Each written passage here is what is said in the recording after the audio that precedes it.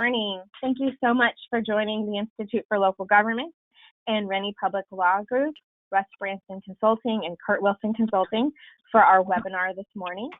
We'll be discussing fiscal matters and labor negotiations amidst COVID and practical solutions for local agencies as you navigate many challenges this year. I'm Randy K. Stevens. I'm Program Manager with the Institute for Local Government, and I am proud to serve as your moderator for today's session. I invite all of our panelists and our participants to submit your questions throughout the webinar at any point using the questions box. Excuse me. In today's webinar, we'll be discussing a variety of issues, and our experts will be sharing their own personal background and recommendations, as well as providing feedback about how to perhaps navigate 2020, both with natural and man-made disasters taking place, as well as with the circumstances of COVID. Our webinar overview shares that cities, counties, and special districts are facing numerous challenges in 2020, ranging from protecting public health and safety to providing consistent essential services. In this webinar, experts in public finance, fiscal preparedness, and labor negotiations will explore the unique financial challenges all California local governments are facing during COVID, and they'll share practical solutions to mitigate problems. For today's webinar, we'll start off with information about the Institute for Local Government. And once again, I want to thank you for joining us for this webinar. And then we'll move into our presentations by our experts. Presentations will start off with Russ Branson, founder of Russ Branson Consulting, Kurt Wilson, founder of Kurt Wilson Consulting, former city manager, and also John Holtzman with Renne Public Law Group. Once our presenters have had a chance to share their expertise, we'll move into Q&A. And then we'll also make sure to provide contact information and information about how you can access the recording and materials from today's session. So again, please feel free to go ahead and chat through, or ask questions of any kind through the Q&A feature on your GoToWebinar platform. All lines are muted, so the best way to share your questions and concerns and ideas is through that question and answer box. Just as you can see on our screen here, there's a sample of how to go ahead and put in that.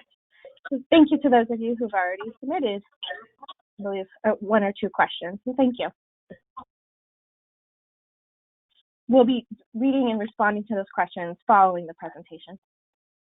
Now, about the Institute for Local Government. We are nonprofit, nonpartisan, and ready to help local governments. We serve cities, counties, and special districts statewide, and our affiliates are the League of California Cities, the California State Association of Counties, as well as the California Special Districts Association. Through the affiliates, we serve more than 2,500 local government agencies, and we provide practical, easy-to-use resources for council members, county supervisors, board members, and staff of all agencies. We provide a number of programs and services. In particular, we have a leadership and governance section or a pillar. We also will focus on civics education and workforce, sustainable and resilient communities, and public engagement.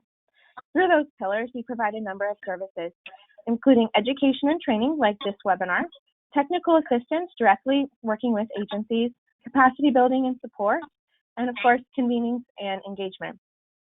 We look forward to working with your agency throughout the year and having our website serve as a resource to you. The number of resources we have currently online that might be most pertinent is our section on COVID-19. And for this particular session, we do have a website related to understanding the labor negotiation process. If you have staff that are first-timers or starting to learn about that, that's a really good primer and resource for getting started with the basics of labor negotiation. We also have information about leadership resources and kind of helping to guide those of you who are new to decision making or learning about how to become more effective in how you do your role as an elected official or a staff member in these complex situations. We'd also like to recommend the affiliates for our three parent affiliates, CSAC, CSCA, and the League's resources for COVID-19 as really valuable assets for and going through the current pandemic.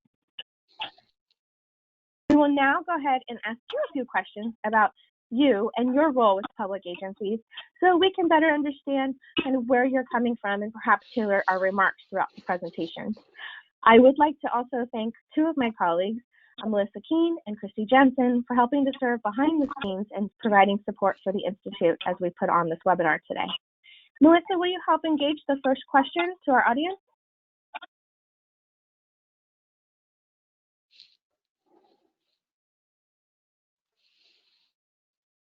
Thank you. The first question is, which best describes your agency or organization? And if you could, please select one: county, city, special district, a state agency or department, or a private, corporate, nonprofit, or other. Keep the question open for a minute and allow for responses to come through.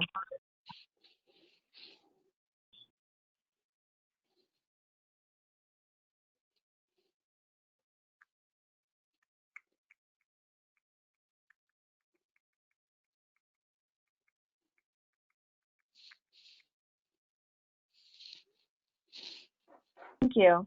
Appreciate that.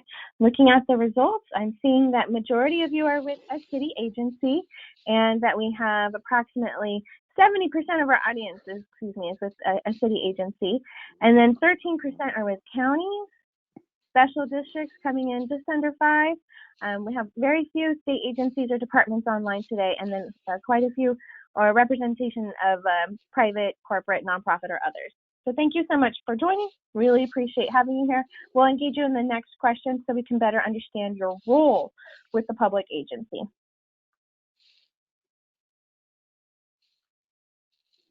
So what best describes your relationship to local government? Are you a staff member, elected official, or consultant?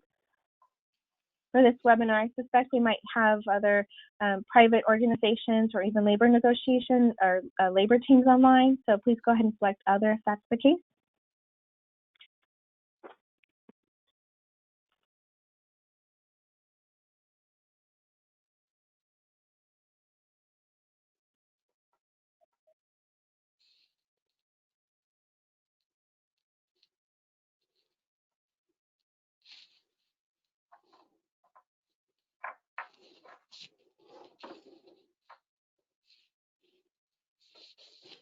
All right, thank you so much for participating in that poll.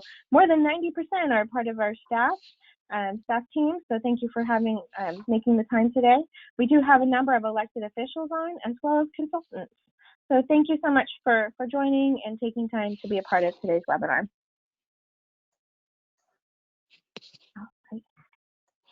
Now that we've learned a little bit more about you and our audience, I'd like to take some time to introduce our presenters and our key experts today for this session.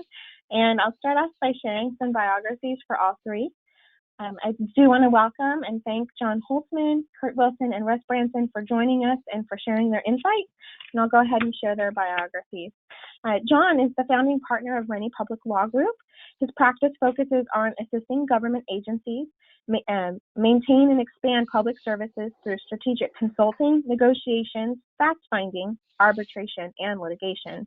He specializes in addressing long-term structural issues relating to pensions, health benefits, retirement health benefits, civil service reform, and other means of attaining greater managerial discretion and effectiveness through collective bargaining and reorganization. He frequently speaks and writes on matters pertaining to municipal bankruptcy, ballot initiatives, interest arbitration, bargaining, fact-finding, comparability, fiscal analysis for bargaining, and pension and retirement medical programs. John, thank you so much for joining us today. Kurt Wilson, a local government advocate, educator, and pracademic. Dr. Wilson brings more than 25 years of senior management experience, serving 4 cities, 2 state agencies, and federal government. He's best known as a city manager who brought Stockton from being the largest bankrupt municipality in U.S. history to being the second most fiscally healthy large city in America.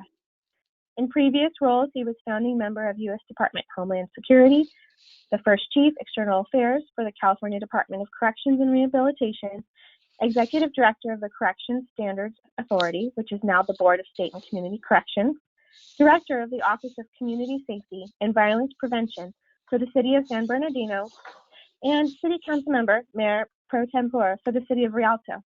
In addition to 2 master's degrees, an MBA and Master's of Education, he has earned his Doctor of Law and Policy from Northeastern University with a research emphasis on policing Black America. Thank you, Kurt, for being with us today. And last but not least, thank you to Russ Branson for joining us. Russ is the founder of Russ Branson Consulting. He works with local governments and special districts addressing financial issues facing municipal governments today. Prior to starting his own firm, Russ was a director for public financial management and was responsible for overseeing a range of services, including development of long-range financial plans, ensuring sustainable financial health, and optimizing municipal performance. Russ spent nearly 14 years with the city of Roseville in financial leadership positions, including serving as assistant city manager and treasurer and overseeing finance and administrative services. The city of Roseville is a full-service city, which also operates electric, water, wastewater, and solid waste utilities. Before joining City of Roseville, Russ was a principal with Economic and Planning Systems, an urban economic consultancy where he spent more than a decade providing clients with services including impact fee studies, finance plans, and establishment of special taxing districts.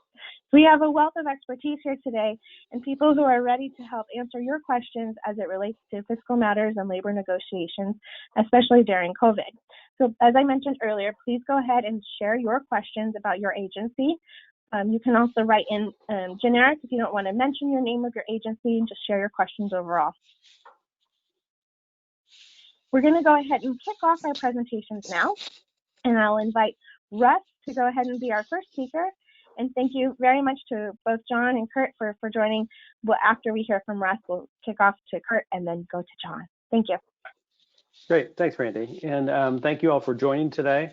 I'm going to talk about kind of the fiscal situation that we're in. If you can go to the next slide.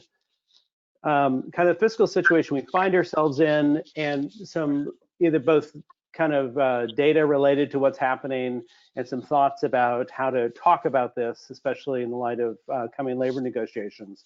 You know, what we're facing, these are some of the things we've been talking about or saying more frequently than we'd like to. The biggest issue is the uncertainty that we're facing.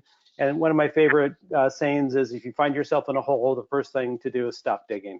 And that's one of the things that, that stopping digging is oftentimes related to labor and how you're spending your money.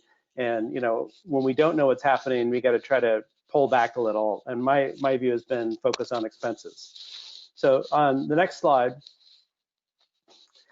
talk about some of the, what have been the big issues. And I think, as we know, the sales taxes and transient occupancy taxes have been down dramatically.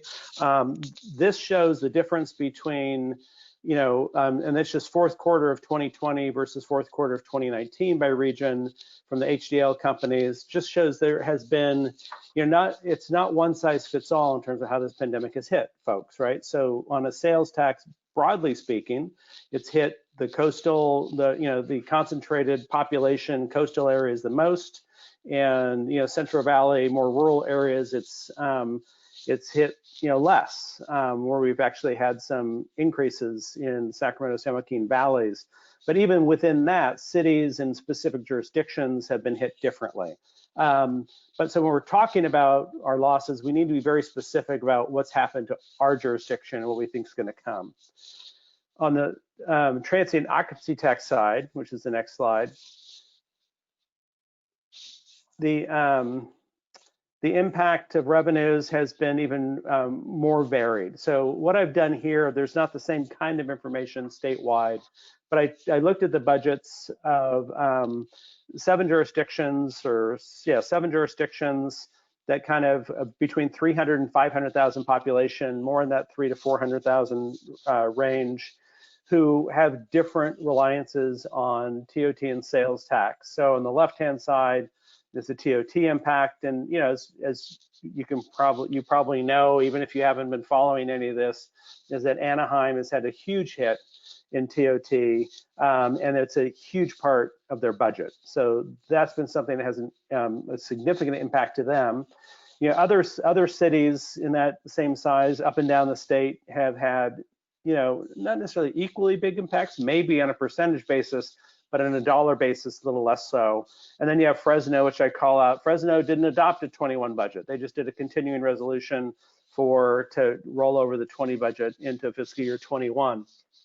And then Stockton has a very small reliance on TOT, and has actually seen that remain fairly consistent. On the sales tax side, again, just as we talked about before, most of the larger cities, except Long Beach, is actually thinking they're going to be up a little, but most of the larger cities have had bigger impacts on sales tax, but not the same type of impacts as TOT. So then you have, just this, what's going on really depends on where you are, how your city economically is structured, and that's important to know and to talk about, even if you're talking about other cities. Do some comparing in where you are. So in the next slide, some lessons from the recovery, from the Great Recession. So this is not the same kind of recession as a Great Recession, not the same kind of impact. It's been very sudden, very deep. There's been some recovery, but we're still in the midst of that. But I think one of the places many cities, more than special districts, some counties have found themselves in is that they're just in the position of recovering from the Great Recession. And you really need to understand, where are you relative to the Great Recession? So what I have here is a little box popped out there, shows the 5-year property tax growth. This is actually for City of Sacramento. And if you just looked at this 5-year property tax growth, the message would be, wow, our property tax is on fire. Revenues are just, kind of been streaming up. But if you pull back from that, which is the bigger slide, is that and this is through FY19, right? So property taxes only recovered to FY 08-09 levels in 2019. So it took 10 or 11 years to get back. And to keep up with inflation, they really should have been probably at least 15.5% higher. So recovery was slow. This isn't really growth. It is just recovery, right? We're just getting back to where they were. And this is an important part of the story, if this is your story, as you go into labor negotiations. And it just further shows the impact of this pandemic/recession that we're in right now. The other thing that happened that is very key to the health of budgets and the impact of labor costs on an organization is that, and again, probably more so in cities and counties, less so in special districts, but there is this shift of non-personnel costs. There's a reduction in non-personnel costs. Those generally stayed low. And then personnel costs also went down, but they've come back up. So a lot of times, and just like I showed you before, revenue is coming back up. It was just getting back to 2008 levels, but that's not how, in my experience, because when I was in the city of Roseville, people start saying, okay, look, sales tax is back up a little, property tax is back up, give us our raises back, or give us the raises give us raises you took away, or rehire positions that we laid off or just left vacant during the recession. And the reality was the revenue wasn't really there to do all those things.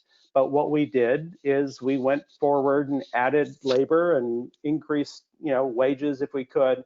But that's led to an increased percent of labor as a percent of total expenses. So the orange bar graph shows for the city that in 2008, labor personnel expenses were 70%, and now they're 88%, approaching 90% of budgets. And that puts you in a very tenuous position as it relates to what do you do for labor negotiations? What are the impacts, even at 1 or 2%? You're just trying to keep up with inflation. The impacts of that can push you, deeper into fiscal trouble. And at the same time, in the graph on the left, you're not and haven't for a long time been funding what you need to fund in terms of maintenance and upgrading equipment and doing things that need to happen on the non-personnel side. So how does this impact our thinking about future budgets? I think that's an important question of how we talk about, how do we talk about budgets? How do we talk about what's going on? The next slide. So what a balanced budget is not, and I was just say, oftentimes, and probably many of us this year, the conversation is, hey, yeah, we're in the pandemic, we had this big drop in revenue, but we're able to have a balanced budget for FY21. The only one that really kind of didn't do that of the group we looked at earlier was Fresno. So we don't know what's going to happen. We're just going to keep going.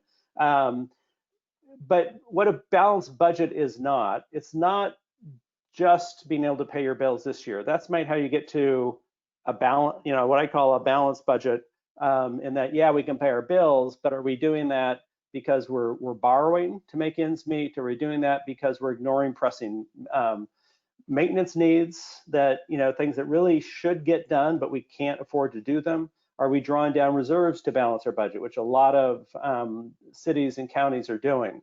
And do we have a plan to rebuild those? We'll talk about that a little in a minute.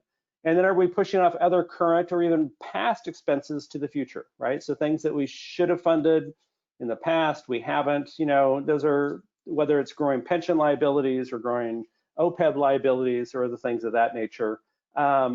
If we're pushing things off, those will come due. And so that's not really a balanced budget. That's a, just kind of getting, just paying our bills this year and just getting by. So let's look at the next slide. I would say elements of the balanced budget, and I think this is important as you talk to labor, is to talk about, yeah, I know we said it, in public, we said it's a balanced budget, but it's really not, because we have this deferred maintenance, because we have retiree benefits that we're not fully funding, because we have, community investments that we need to make, that people are expecting. And so I think when you talk about where are you in your budget, you need to add in not just personnel expenses and services and supplies. And again, you saw those, services and supplies, that one community, which is pretty common, and came down and stayed down.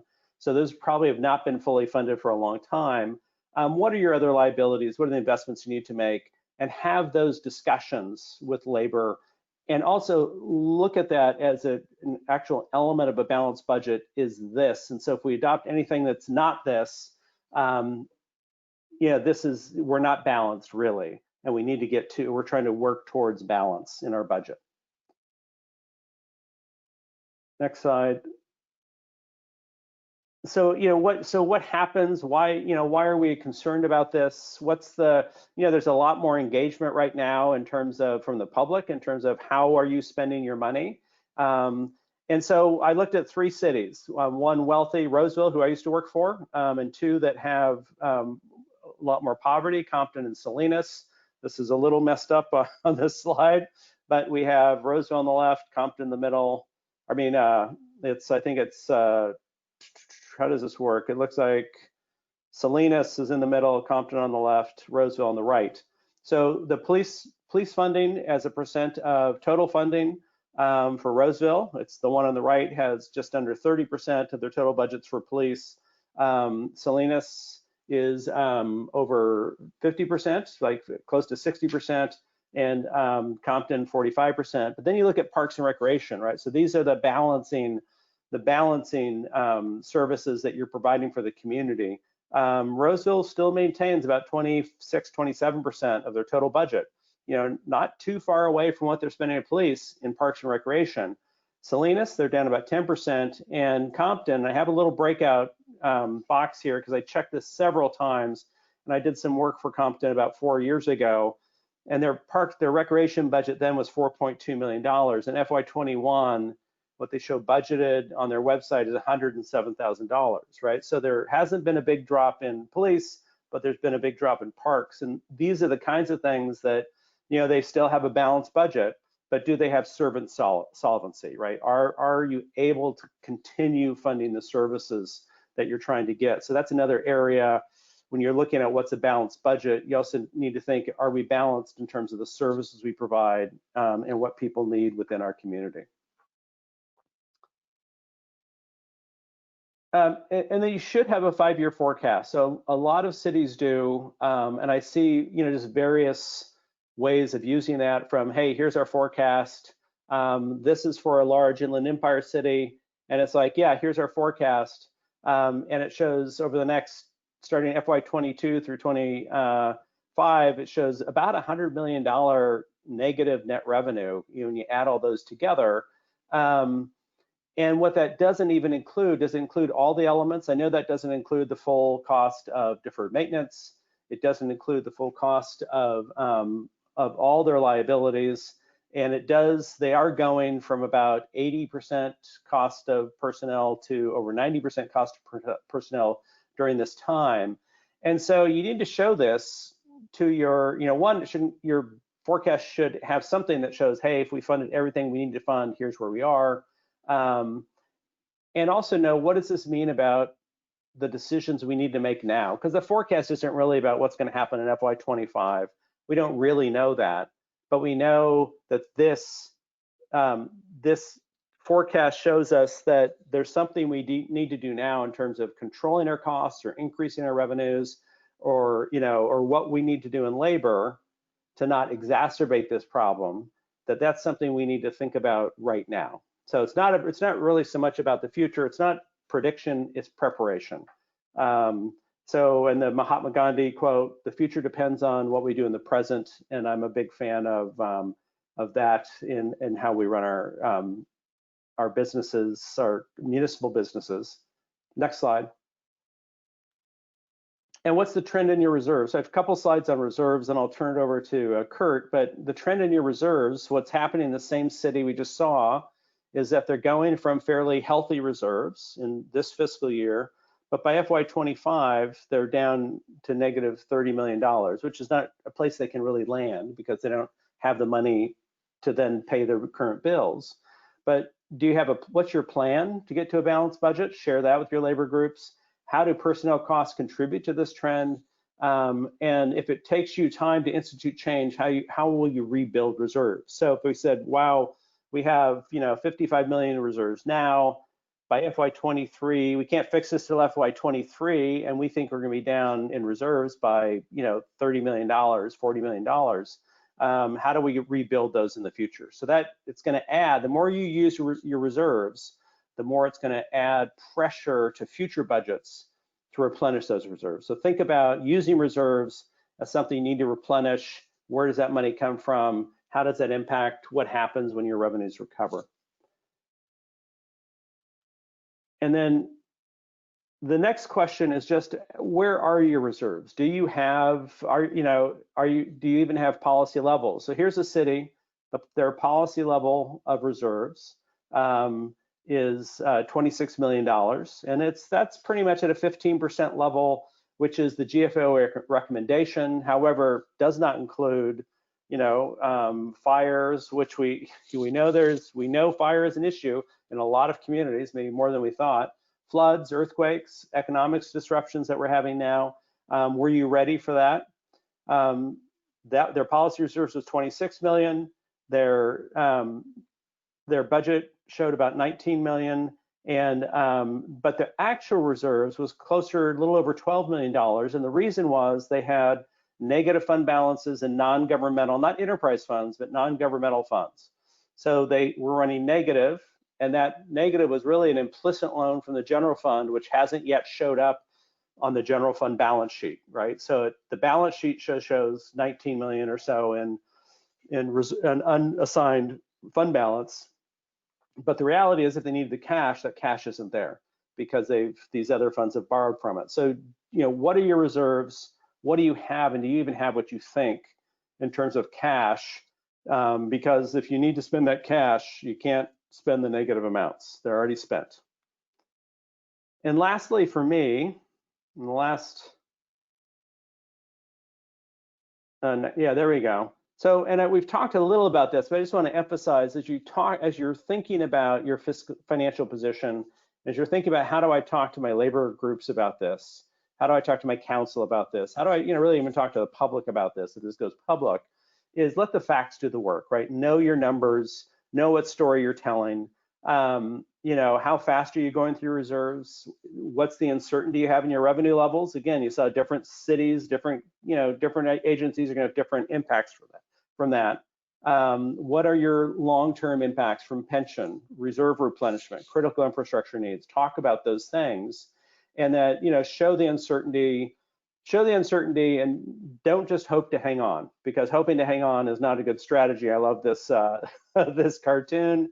Yeah, you can hang on for a while, but then what happens afterwards? So those are some thoughts about just how you think about your story, how you tell your story, what issues you might have, and how to frame that. And I think now I turn it over to Kurt to kind of go to the next section of this discussion. Thank you, Russ, for an informative presentation and for sharing your expertise and thought process on how cities, counties, and special districts can navigate this experience and the things they need to be most concerned with. We are going to move on now to a presentation by Kurt Wilson, and he's going to focus in on decision making and, you know, the process that happens from both a staff and political perspective. So, Kurt, thank you for joining us, and please take it away. Well, thank you very much. So the decision, you know, we go through the process of saying, okay, Russ has sort of laid all this out for us. We recognize there's an issue, and then we have the decision-making process, which is the part we all hate. So, you know, ideally we want to make the easy decision. So the first thing is, hey, I've got to do something. Let me find the easy decision. So if that easy option is there, that's what we would go for. We certainly don't want to do the hard stuff. And we look at it from timing as well, of saying, man, this is a difficult one. I don't want to make this decision right now. There's an election coming up. There's a budget coming up. There's a so-and-so coming up. If we can just get through this piece and then sort of kick the can down the road, I won't have to deal with it. It won't be my issue. So on the next slide, we'll see that the issue itself sort of varies by region. But basically, we've got here spring of 2020. So this is the very beginning of COVID. We were just sort of starting to hear what this COVID thing was. A lot of people thought it was something that was going to last for a couple of weeks or so. Really didn't know what was going on. But people who are in this line of work obviously had a lot of concern about it, and they wanted to take a look. So the U.S. Conference of Mayors did a survey and found that 9 out of 10 of their respondents said that the issue was so deep that it was going to impact public safety. Now, mind you, particularly at this time, public safety was sort of the sacred cow. That was the area that will hit everything else before we hit public safety. But they were looking at that, looking at what their revenue drops were going to be, and said, wow, I think it's going to be that bad that it's going to impact them. League of California Cities, through their membership, estimated a revenue loss of $7 billion over 2 years. Southern California Association of Governments estimated sales tax losses, and again, in California, sales tax is a meaty portion of roughly everyone's budget, between 26 and 38%. On the next slide, we'll see that there's some differences regionally. So on the pie chart on the right, we'll see the public sector jobs in California versus the Sacramento region. Obviously, the Sacramento region is much, much heavier on the government space. So any impact that's going to happen to government jobs, for example, is going to hit Sacramento a lot harder. Now, for most places, you say, well, I don't have a whole lot of government jobs. That's true, but it's really the same concept that applies to other places. Maybe you are a tourist destination relying on TOT. Maybe you're relying on sales tax. You know, there's something, everybody's got sort of this Achilles heel. And whatever your Achilles heel is determines what that looks like for you going forward. Because if you happen to have a pandemic that reduces TOT, and you happen to rely on TOT, for example, that's not going to bode well for you. But there are examples, no matter what your Achilles heel is, of things to be concerned about. So on the next slide, we have the concept that when we're looking for help, when we say, look, I've got this problem, I've got to have some help. The first place you always want to look is to the feds. We say, hey, this is a big deal. Hey, federal government, this is a crisis. You've got to come help me out. And that's always the easiest because it's certainly easier to spend other people's money.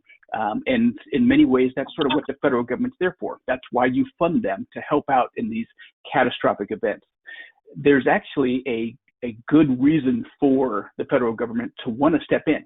So for state and local governments representing more than 10% of the U.S. workforce, anything that happens bad to state and local governments is going to have a significant impact on the rest of the economy. So while the federal government is primarily worried about sort of the big picture, state and local government is such a big part of that picture that you can't really ignore them. So the good news is, for your first option of going to the feds, the great news is, hey, they're probably going to want to do something. And as we see on the next slide,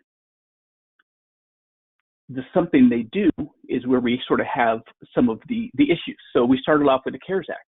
So, they started off early in the process. They said, hey, we're going to do these great things. We're going to, do these $1,200 checks. We're going to help with unemployment. We're going to do all these great things. And don't worry, cities and counties, we haven't forgotten about you. So they went forward with that initial pot and said, hey, we're going to do some direct allocations to cities and counties because they're so important.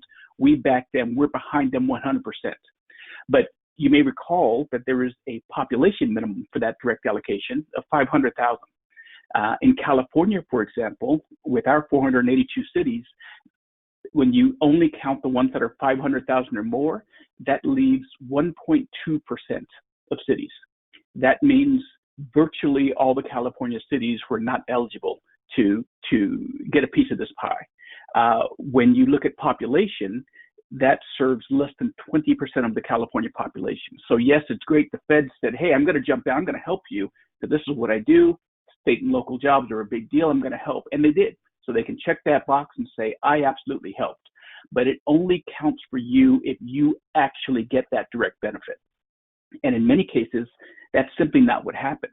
So it puts you in a spot where, yes, help came, but I never saw it. And you've got these things to deal with in your own community, and you have less and less resources to get to it. So on the next slide, we'll see sort of an extreme between a couple of different options here. We have the city of Los Angeles, obviously this giant place. And then we have a tiny place, Yountville, which most of you know because you've probably gone to vacation there or do some things because it's such a beautiful place. So a lot of people have actually been to both of these places, but they're very, very different. Los Angeles, early in this process, they estimated some losses as well. They said, hey, we're going to have about $600 million worth of losses. We're going to go forward and do all that. So, $600 million is a big deal. So in the chart on the left, you look at that and you say, wow, $600 million for LA. Oh, well, Yountville's only $6 million. Yeah, oh, they're nothing. So if you're the feds looking from the outside and you're looking at that chart on the left, you're saying, well, I need to focus on LA because look at the difference. That other one is so tiny, they'll be okay. But when you look at the right, which is the same number per capita, the population of Yountville compared to LA is, they're literally on two extremes for a population within California.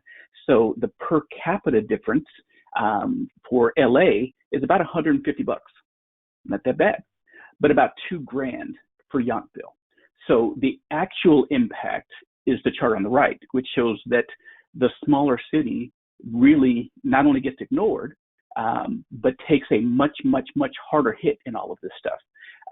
But perceptually, when you're just looking at just the optics of, hey, who am I going to help? You favor the Los Angeleses of the world, which is great if you're LA, not so great if you're everybody else.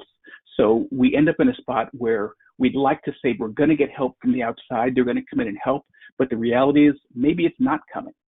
So on our next slide, we see when we can't get it from the outside, we next go say, okay, what about our voters? Let's go to our voters and say, say, here's what we've got. Can we raise a tax somewhere? Michael Coleman, with his website, California City Finance, does a remarkable job of tracking all of these things. And you'll see in 2016, the local government passage rate was very strong. I think it was about 81%, very, very, very strong. By 2018, it dropped. So not horribly, but it went down. But then when you go to this year, there is a dramatic decline. In fact, based on the numbers from this year, more people failed than passed when they went for those local government measures. Now, the actual numbers, so the data is very rich, so you can play with whatever data set sort of fits your community better. So those numbers won't match your exact community, but those are sort of the big picture numbers that go along with it. And the idea that, hey, we can just go to the voters as a next step and get them to raise taxes may or may not be such a viable option. Because as we saw just earlier this year, more people failed at that option than succeeded. And again, this was for March election. So this is all pre-pandemic.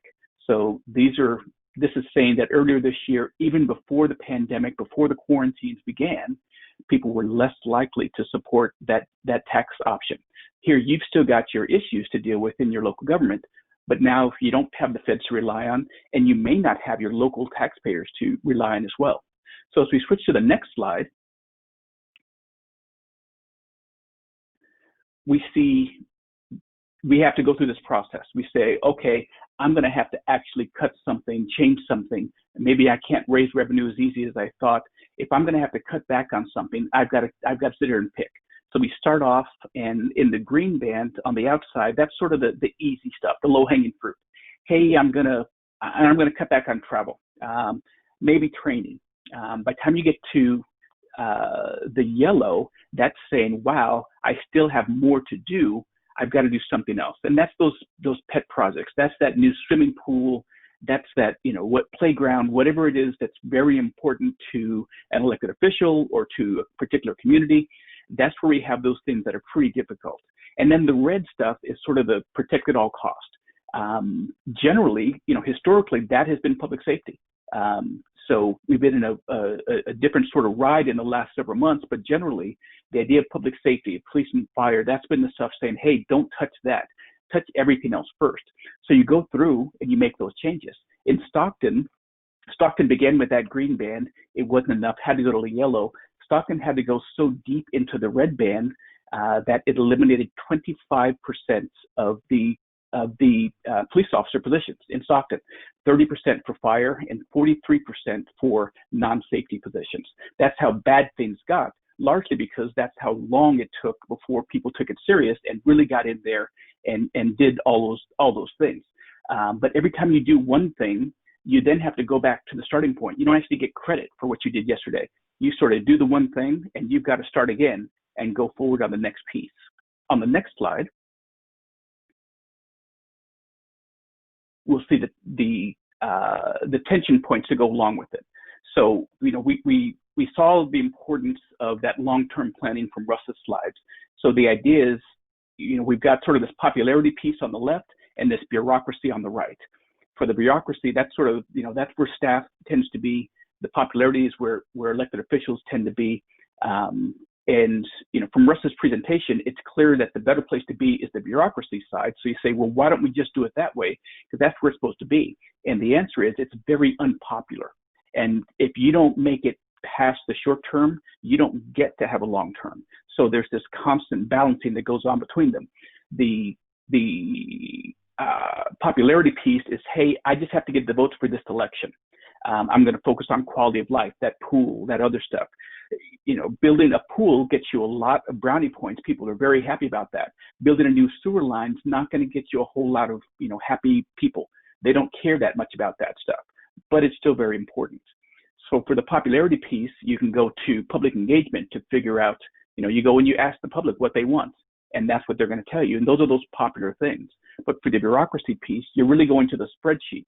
It's not as exciting a concept. And the popularity piece, that short-term, that myopic outlook, really gets worse over time, whereas the alternative gets better over time. But again, if you don't get through the short term, you don't get to have a long term. On the next slide, we see the decisions that we make really have to hit on both of those cylinders and one more. So technically, it's got to be correct. All that bureaucratic stuff, the spreadsheet's got to be there. If you do this, your problem is solved.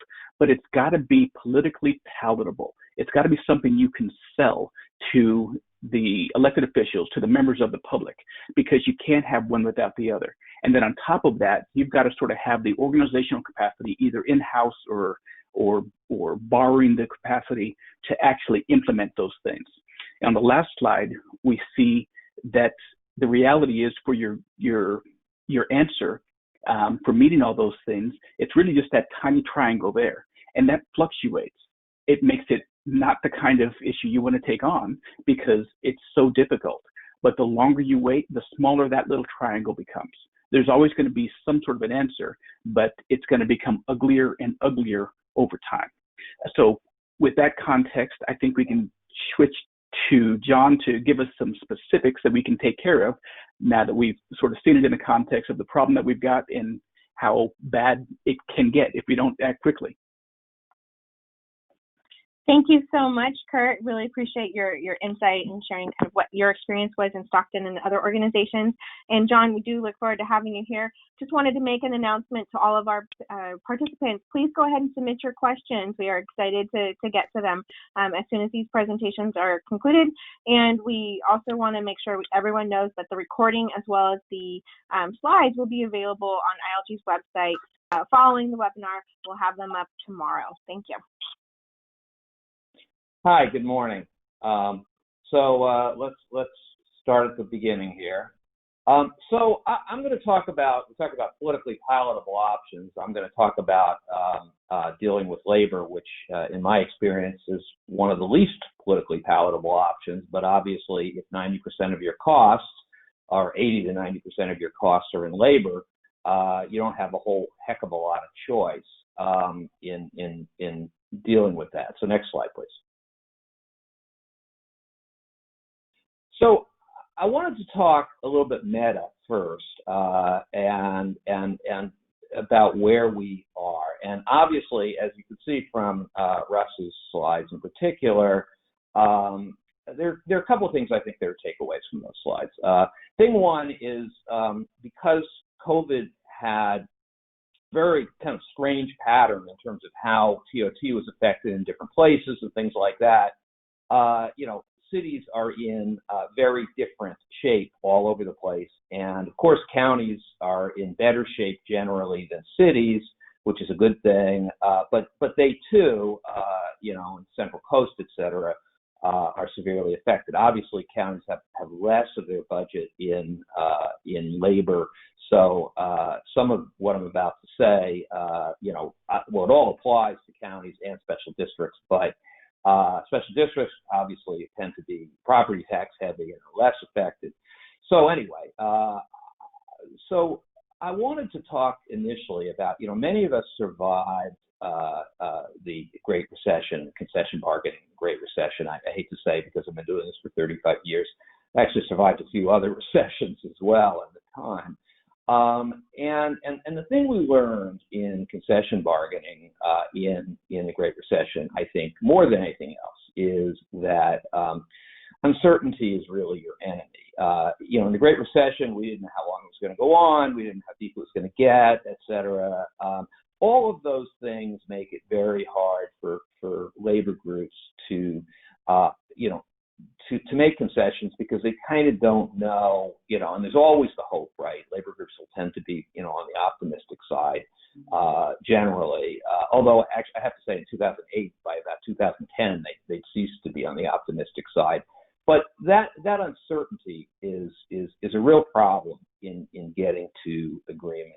And the current economic situation is arguably more difficult than 2008. And, a lot of people talk about 2008 as kind of the model of what we're going to be looking at now in the post-COVID economic environment. And I guess part of my broader message is I'm not so sure. The situation has a lot of differences from 2008 as well. So obviously, a problem we have is no one knows how long the COVID-19 crisis will continue. We all thought it was a 2-month thing. Then we thought it was a 6-month thing. Now it's pretty clearly, 18-month thing. 16-month thing. And so, that's a problem. I think when you're talking about how do I prepare for discussions with labor groups and how do I get them to a place where they're prepared to deal. a second piece of that is that no one knows how many businesses that drive, this is a typo on this, but drive sales tax and TOT will reopen.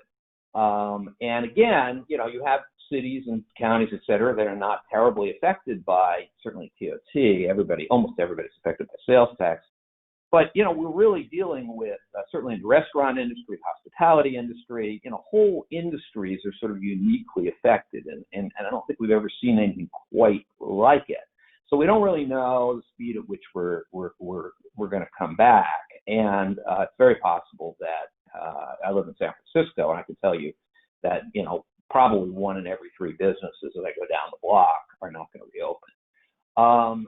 So on top of that, we're facing this really massive potential change in the entire location of and style of the workplace. Many those who follow Northern California, MTC recently recommended that 60% of the time workers should not work from the office, that they should work from home. I don't really believe that level of change is going to occur for most industries, but we clearly have a very different style now with Zoom, et cetera, and a lot of that's going to be potentially permanent. That affects, obviously, downtowns, the businesses that live and, that work in downtowns, big revenue sources. So there's just a tremendous amount of uncertainty, I think, going forward. And I think the good news is that most smart labor unions understand those uncertainties. Problem is we can't quantify them. But the other part of this is we're coming at it, and Russ sort of talked a little bit about this too, but I'm going to come at it from a different direction. We're coming into this situation in much worse shape in many ways than we were in 08. Now, it is true by and large we're in better shape from the standpoint of the amount of reserves. So that's actually a change in a positive sense because 08 taught us that we needed better reserves. But long before COVID, we were already saying, look, pension costs are beginning to outstrip our ability, at a minimum, to give raises. That we were talking about, we were giving the last few years, generally 3% raises. I mean, sometimes a little more, sometimes a little less. That was kind of what we were giving. But with the pension costs mixed into that was the equivalent of about a 5% raise, which, is really built on obviously very high revenue growth. So we already knew we had this significant problem before. Also, from a labor relations perspective, I think we're in a very funny situation with respect to the public's view of public employees. In 08, I think there was a fair amount of cynicism and anger about pensions, et cetera. I don't think that's gone away, but I would say the public's appreciation for public employees, except police, has really risen, particularly for firefighters, of course, given the fires, but also for public employees who are having to do very difficult work with homeless, et cetera. So I think we're in a little bit of a different situation. The public is I think somewhat sympathetic to public employees right now. And then finally, and I'm going to be talking about this one at much greater length, labor laws have changed in ways that are going to make it far more difficult for public agencies to pivot quickly. In particular, the legislature and PERB have made it very difficult to do some of the things that we did in 08. And actually, frankly, a lot of those changes were in response to what happened in 08. Next slide, please. So I will posit a thought here, which is that, of course, we are hoping and praying that the federal government is going to bail out cities. And I think that really, has to be the case. If it isn't, I think we're in a real world of trouble here. And so I'm not going to be talking very much about revenue options, obviously, because I'm talking about labor, but I want to emphasize that that what I'm looking at is the tools that are available to you in the absence of good bailout. Obviously, split roll in the long run, if it passes, will help a little bit too. But I'm kind of assuming worst case here that we don't get big revenue changes. Next slide, please. So the first thing I want to talk about in going into one of the lessons we learned, and this is going to seem really obvious to our audience, but it's so important, is that when you're going into a discussion about what I'll call big change, which is euphemistic for the kinds of dramatic changes that we may need to be making now that we're in the situation we're in, now that we've already cut, parks and rec, now that we've defunded, virtually maintenance, or at least, rehab, et cetera. So the most important thing is to obtain organizational alignment. And that means meeting. Everybody loves meetings. Having a core group of people who are driving your labor relations strategy, and having that core group of people include the executive team, the city manager, assistant city manager, department heads who are critically affected by these issues, operational managers, finance, legal, HR, and of course elected officials. And if you do not have organizational alignment about what you're doing, and this goes back to what Kurt was saying a little bit in his three legs of the stool, particularly on the elected official issue, you will fail. And the problem won't be apparent when you start the negotiation, because it's very easy to start a negotiation and say, okay, I'm just going to make up something, but in 2008, we were asking for 10% back. So we need 10% back. It's pretty easy to get everybody to that point on day one, and even the elected officials will say that. But how deep and how strong is your support? And your problem is you have to be able to move in negotiations. So it's not a static thing. And so if you don't build these communication networks specifically around labor negotiation ahead of the negotiation, you will not be able to move in negotiations, and that will be your problem. And if you don't move in negotiations, the negotiations will collapse. The other issue is that is fact-based, and I heard that mentioned, I think, by Russ as well, which is your strategy has to be very solidly based in fact. And when I say fact, it has to be credible fact. Next slide, please. So a little bit of just a minor refresher. I'm not going to spend much time on the basics, but the Myers-Browne Act, as I think everybody here knows, requires that you meet and confer regarding wages and other terms and conditions of employment. That is the part of Myers-Browne that addresses MOUs. It also provides that you give reasonable notice to unions and opportunity to meet and confer regarding ordinances, rules, regulations, and other changes like that. And both of those come into play in COVID. A good example of that is number 2 was used extensively. Most cities had changes that related to sick leave, who could work at home, all kinds of things.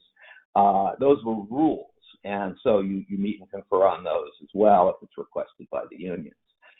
There is an emergency exception that allows you to implement, and this usually comes up as number 2, not number 1, changes, and then meet and confer at the earliest practicable time following the adoption. So there is this exception. I'll talk about it a little more as we go on, but I want to emphasize 2 things about the exception. One is that this does not give you any power. It relieves you of the obligation to meet and confer before you implement, but it doesn't create a power to make a change. That power, that emergency power, has to exist in your charter, in your ordinances, founding documents. There's a particular problem in special districts, many of whom don't really have emergency powers. So that's number 1. And number 2, the circumstances that the courts have said allow the use of this are very limited. Next slide, please. So MMB doesn't explain what constitutes a local emergency, but I think what it, by implication, what it says in reverse, based on case law, is that that it is supposed to be an unforeseen situation calling for immediate action. The interesting thing about COVID, as opposed to the 2008 recession, is there were a lot of arguments in the 2008 recession that, even though of course it was totally unforeseen, that it didn't constitute this kind of, really unforeseen situation, et cetera. Obviously, COVID does, with respect to the changes that many of you have made related to personnel rules and things like that have to do with COVID. The financial effect of COVID, though, is a longer-term issue. So anyway, next slide.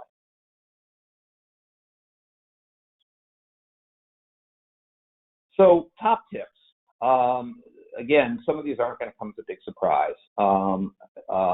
Bargain early and set reasonable deadlines. So Myers-Briggs-Brown doesn't let you set a very firm deadline, and the PERB has been, we used to say there were immutable deadlines, and these immutable deadlines had to be honored. PERB law still says that, but frankly, they haven't met a quote reasonable deadline in their view.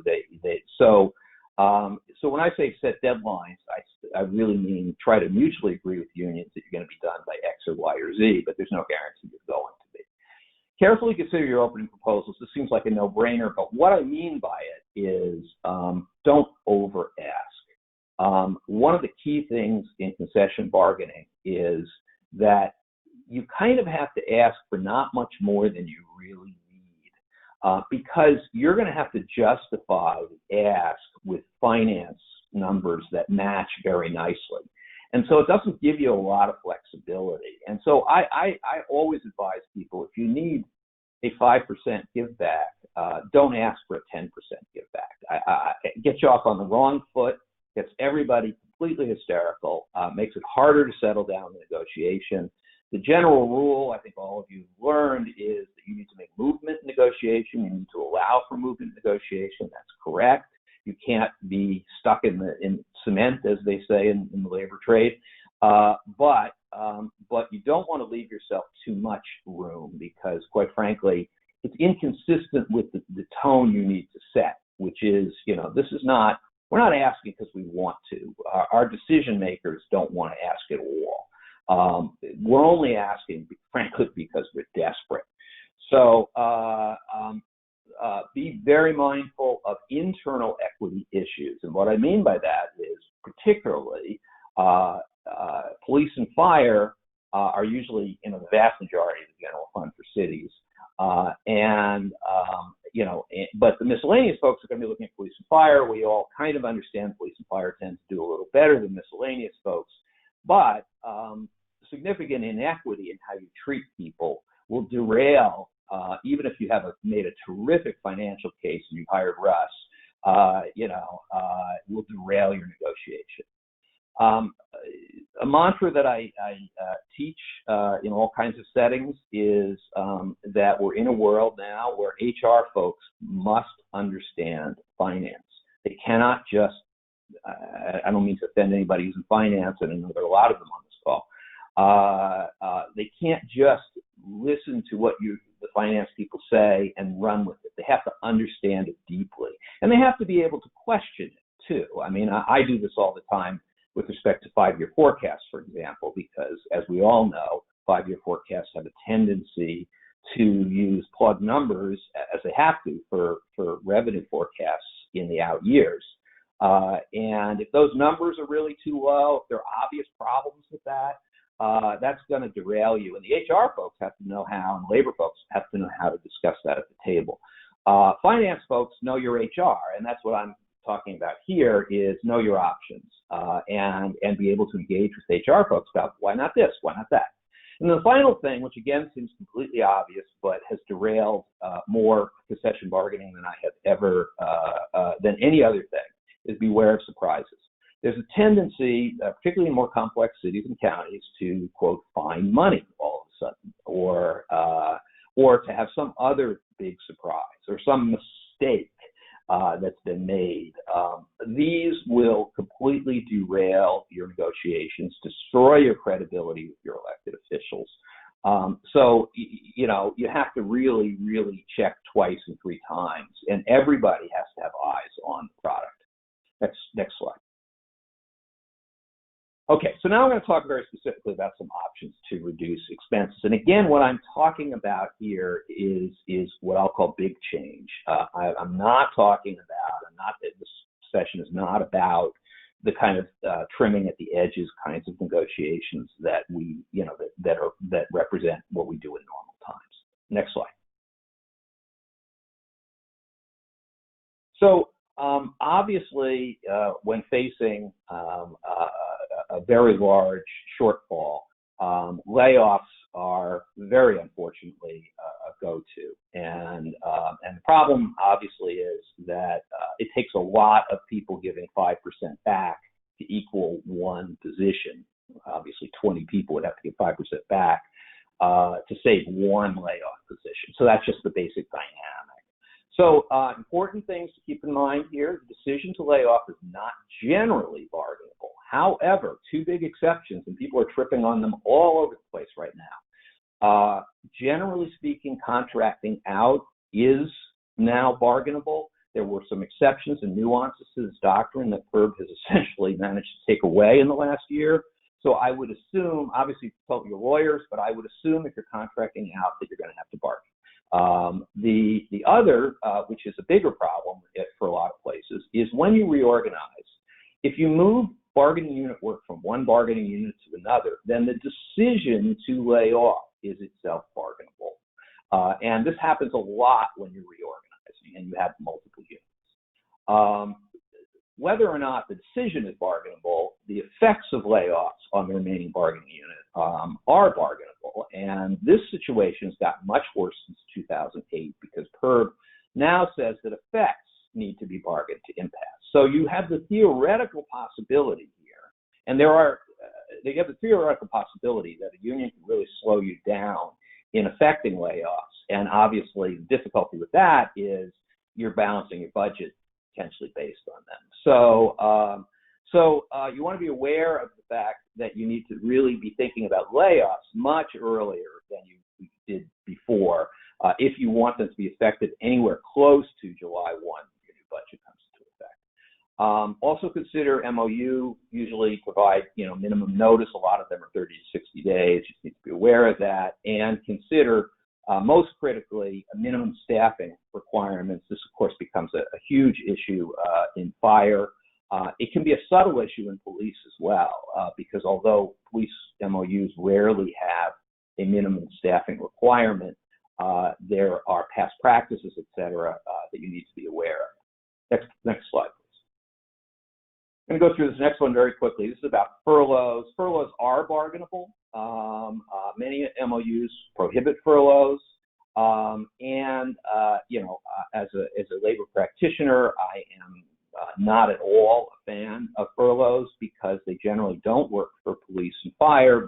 Fire, they never work because you just backfill on overtime, really, unless you get some other concession about staffing. And they don't generally work in police, at least for patrol positions. You know, I don't like furloughs because unless you have a different solution for police and fire, all you're really doing is furloughing miscellaneous employees. They're a smaller and smaller portion of your workforce. Next slide, please. So there are two types of contracts, obviously. There are open contracts and closed contracts. So let's assume for a minute that your contracts are open on July 1 of this year, meaning that the contracts have expired and you're negotiating over successor MOU. Next slide, please. So the first question is obviously, you know, and this is what happened this past year. Many places ended up with a zero, basically just rolled over their contracts for a year, you know, and if you can get away with zero, you know, it's obviously much easier to achieve in the current environment than actual, you know, significant cuts. Some of the go-tos, and this is by no means an exhaustive list, is additional pension cost sharing. Remember that this is helping less and less as years go on, because you generally don't apply it to the PEPRA folks. You're usually applying it to the classic folks, and there are fewer and fewer of them. Looking at premiums is always a great place to start. Longevity premiums is always my favorite place to start. Changing minimum staffing requirements, changes that reduce the need for OPEB funding. This is actually maybe the biggest of all of them. Not every jurisdiction has yet gone to a cafeteria plan, and if they're in PEMCA, they're still, many jurisdictions are still paying a very significant amount for OPEB funding. If you change the benefit, which you have the freedom to do within certain limitations, you really affect the amount of OPEB pre-funding you have to do, and that generates a lot of money. Limiting cash outs is very, very critical if you're in bad financial shape, because cash outs will tip you into bankruptcy if people think you're going down. And so really getting rid of those is very important if you have very generous cash outs, particularly if you have cash outs of sick leave. And then creative use of triggered reopeners, because nobody really knows the future. Triggered reopeners are very helpful. And what I mean by that is, okay, it's going to be, -5, but if the economy suddenly turns great in October, we'll reopen and look at a wage increase. That's one way you could write the reopener. These are very, very valuable in very uncertain times, and I think this is going to be the year of the triggered reopener. Next slide. What if the unions won't agree to reductions? And this is in the case of an open contract. So I'm not going to take you through all of the detail, but the important points are: you have to declare impasse. Now, if this has changed since 2008, we have fact-finding that you have to go through. That fact-finding will take a minimum of 3 months, and if this year turns out to be as miserable as I think it's going to turn out, then you're going to have a problem that the people who are available to fact-find are booked, and so it could take longer than that. After completing fact-finding, you've got the option of imposing your last best offer, which, if it's a concession, might be worth doing, although the political pain of that is huge, and the pain in terms of not just that, but the workforce is huge. The other option you have is to do nothing. So if you're proposing 0, for example, you don't have to implement anything. Obviously, unions can strike, not public safety unions, but that's an issue. And now, unlike before, all injunctions to stop illegal strikes have to be brought through PERB, which is a very difficult filter to get through, and takes a lot of time. Next slide, please. So closed contracts, we're seeing a lot of people, go to the next slide. We're seeing a lot of folks who still are in maybe the 3rd year of an existing deal. And that happened last year. There are a lot of negotiations to defer wage increases. Usually it's not super difficult to do typically, but remember, this is voluntary. The union has to do it voluntarily. And so these kinds of things are wage cuts. I mean, they're only going to do it really if either A, they're very civic-minded, or B, they're concerned about limiting the number of layoffs. So this also speaks to the timing of having your layoffs queued up if you need layoffs as you're going into bargaining, so that you know what the consequence will be if you can't reach an agreement on a reopener. You can, of course, talk about staffing reductions. That sometimes helps make a deal.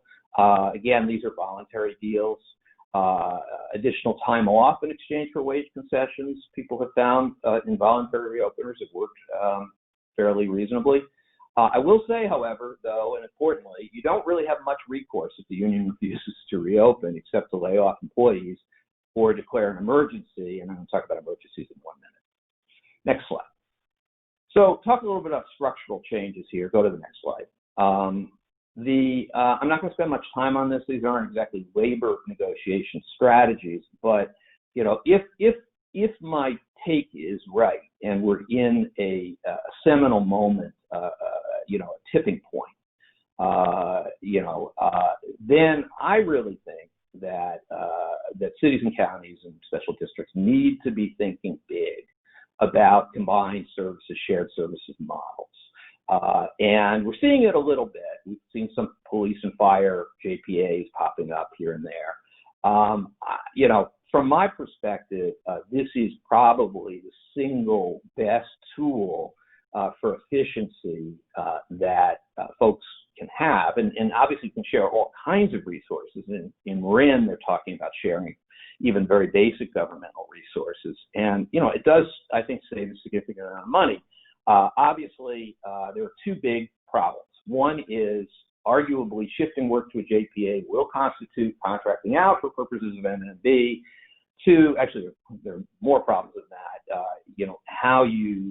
How you shift people to that JPA is going to be a big subject to bargaining, and like what the terms and conditions of employment in the JPA are. And then finally, loss of local control. And so that's a problem both politically and maybe economically. Next slide. Contracting out is the other, really, really important potential component. And again, I want to just emphasize, because somebody's going to listen to this tape and say, wow, this guy's all about gloom and doom.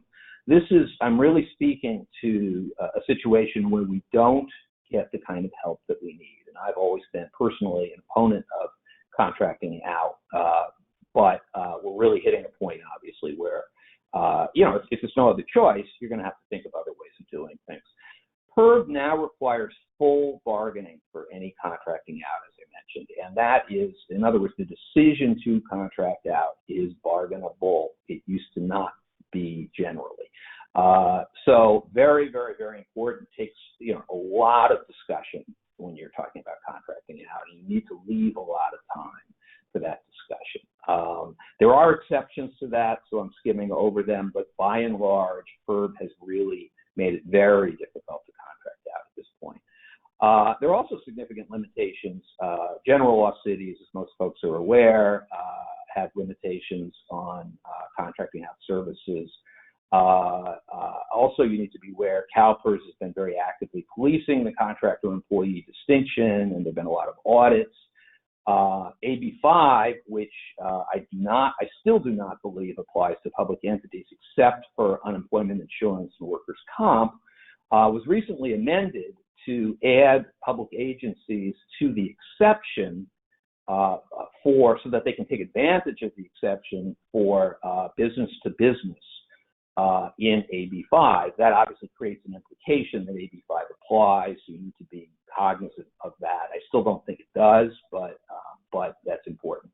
And then finally, the legislature every year, Dane Hutchings of our firm goes to war trying to stop more limitations on contracting out, and this is an ongoing issue in the legislature. Next slide. I'm going to kind of skip through this just to say, so far CalPERS has not come up with any really coherent program that will allow you to stretch out the amortization periods. Most people are aware they've actually shortened the amortization periods. There is a program that allows you to extend that for hardship. I'm hoping and expecting that if we have these very difficult times that we may have, that CalPERS will step up and allow that. Obviously, it's a bad policy to stretch out what has already been stretched out. But that said, if that's your only alternative, then it becomes important. Next slide. Okay, and I'm just going to run through these very quickly. Fiscal emergencies and bankruptcies. Don't try this at home. These are both very tricky, obviously. And I've written a number of articles on this. Technically, there is the ability to get out of contractual obligations on a temporary basis by declaring a fiscal emergency. This is distinct, again, from the emergency under Myers-Brown, by the way. It's a different emergency. And this is the test for doing it. The challenge is, to the extent fiscal emergencies work at all, they really work when you have a very specific need. They don't work very well to say, okay, we're going to take 10% back based on a fiscal emergency because of the temporariness requirement and because you're guaranteed to be sued. It worked very, very well, as Kurt can tell you, in Stockton on the way to bankruptcy because it allowed Stockton to get its house in order on the way to bankruptcy and prevented people from cashing out balances that would have tipped Stockton into bankruptcy a year earlier than it went in. So there are times when they're useful, but they're not as useful as we might like, and obviously they're a guarantee of litigation. Next slide.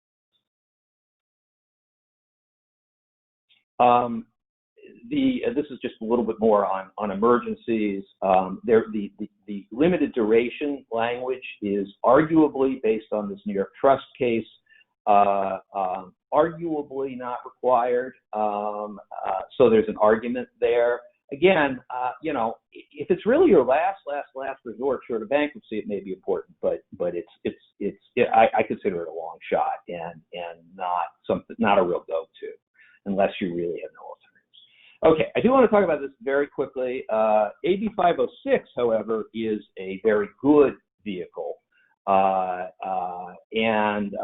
AB 506 requires that you engage in pre-bankruptcy neutral evaluation. And that neutral evaluation is conducted typically by a retired bankruptcy judge. That neutral evaluation, we did that in Stockton, and we came very close to resolving the whole issue without having to go into bankruptcy. It's only because of capital markets folks, not the labor folks, that we didn't. So it's a super useful vehicle. You do not have to declare bankruptcy at the end of it. So this is a vehicle I think we're going to hear a lot more talk about this year. Next slide.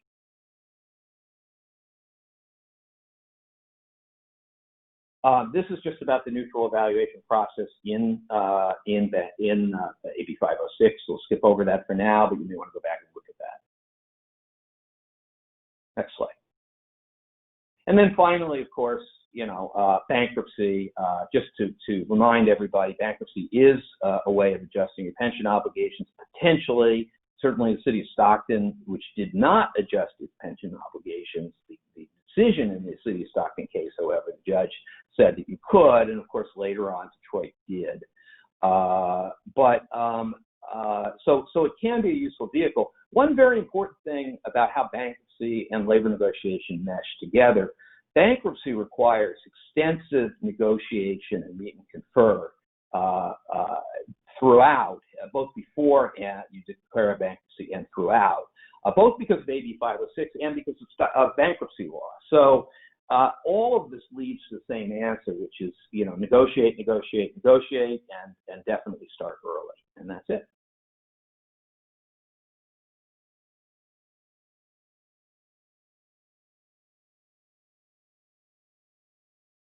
Thank you so much, John. I'd like to invite all of our panelists back to be able to join us for a limited Q&A. And thank you to those our participants who shared their questions. I want to share a question that we received from our colleague out in Nevada County.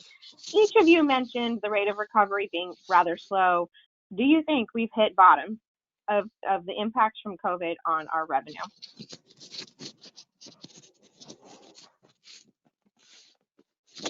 I'll say in terms of have you hit bottom, I think that no, I don't think so. And something I didn't include today, but I've seen recently is from sales tax, changes in sales tax this year to last year through September have remained still about, we still haven't recovered taxable sales. I know TOT is not recovered. I think it's a question of what's going to happen to property taxes. We didn't really talk much about Prop 215, and there's stuff on the November ballot which changes some of the dynamics there. But I think we're gonna continue to have impacts here for the next 6 to 12 months.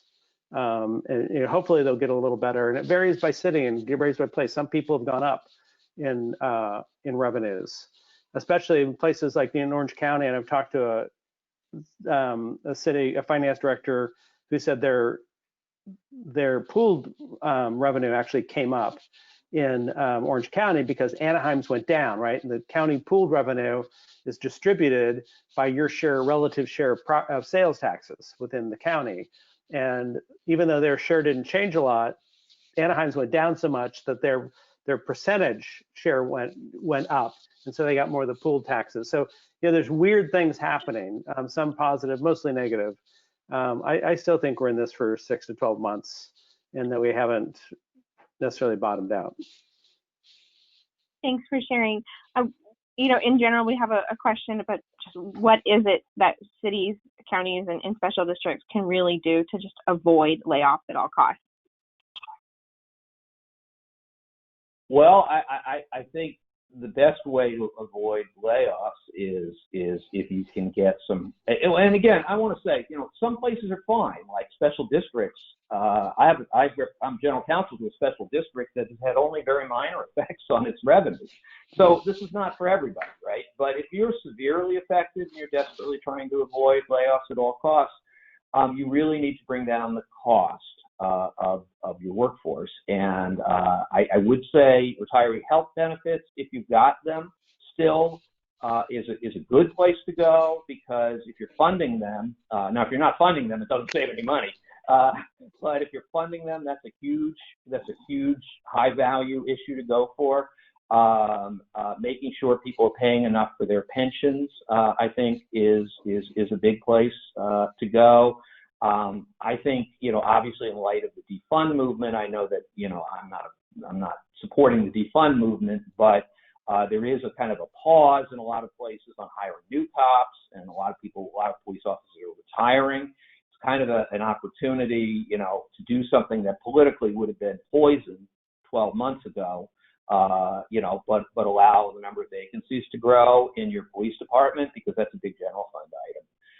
Those are some of the things. I think there's a lot you can do. Obviously, Brown fire stations. That's pretty unpopular right now, I think. But that's another big item. The other one I would add to that is timing. It's just the faster you get to the ugly, the messy stuff, the better the outcome, because that same problem that's unpleasant today is sort of unbearable tomorrow. Yeah, I think that's right. And what's happening, I can tell you, every year I do this, we end up with the quote, the changes taking place in December that you counted on July 1. And so you need twice as much change.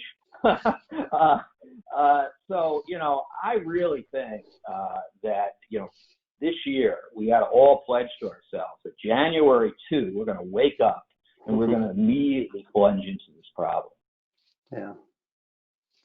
Well, we have a number of questions, and yet we are short on time. I'll take just one last question, and then we'll close out. One of the questions comes from a Northern California city. Many cities approached COVID as a V-shaped recession, and we're now seeing that despite business closures, March through June, sales taxes were actually better than expected. Do you have any thoughts or suggestions on how to evaluate sales tax impact going forward? Yeah, that's a good question. I have heard that from a lot of cities. There was a bigger reaction to what we thought the impacts might be, and they're not as bad, which doesn't mean they're not there, right? So the impacts being not as bad as we thought doesn't mean that there aren't impacts, which there are. I also think it's not a V-shaped recession, right? So I think it's going to be more of an L-shaped, or maybe hopefully a U-shaped. Will come back up, sometime quickly. But I think there is understanding, especially if you have a sales tax consultant who can then really show you, here's where your sales tax are coming, here's where the changes have been, and look in those areas where you've had the biggest changes. I think communicating with your businesses is an important part of that, and finding out what's going on, especially in areas that might be more, more impacted or vulnerable to impacts with whether it's TOT or sales, sales tax as well. Who are your biggest generators, and talk to them. What's going on? How, what do you expect to be happening? Are you coming back or not? Or, I think that's something that's going to take a lot more effort to understand what's going on. But look at the industries, look at your top sales tax generators, and understand what's going on in their businesses. I think, and that I think will also help in your negotiations and having discussions with your labor teams about, hey, here's what we're projecting, here's why. And it's not just, we have no idea. It's, hey, we've had some time to look at some perspective and now talk to folks in our community. Thank you. I would like to invite each of you to share any kind of parting words and kind of advice. We have about 100 people left on this webinar kind of listening in at the end. What would you like to suggest that they take away, or what advice can they do to help their council members or their boards make better decisions moving forward? I'll take the first shot at it. From my perspective, marrying the labor and the finance, and making sure that you're not relying on your 5-year forecast to say, look what it looks like in the 5th year, but really looking to having a structurally balanced budget in the year you're in is critical. Don't think that by saying we're going to be $100 million in the hole on the 5th year is going to get you anywhere. Yeah. Yeah, and I'd agree with that, John. I think you have to talk about what's going on now and how we're dealing with things now, and communication. I think really understanding and communicating clearly with how you're thinking and what you think the issues are is important. And even if this goes beyond labor, that's going to be important to your council or to fact finding or to arbitration. And to have those really honest, open discussions and transparent discussions, I think is a helpful start to labor negotiations. And including, by the way, I should say, and I missed this, the communication with your workforce, getting them ready for this is very, very, very important. You don't want to hit them. You don't want to wake up on, like March 15th when you start the negotiation and say everything's going to hell. That you need to do that work first. Mm-hmm. Yeah. So I'd agree. The communication piece is you've got to do it as much as possible and as early as possible, not only with your workforce, but with your businesses. So, like Russ mentioned, that's huge because that's how you're going to figure out what's going on with you locally.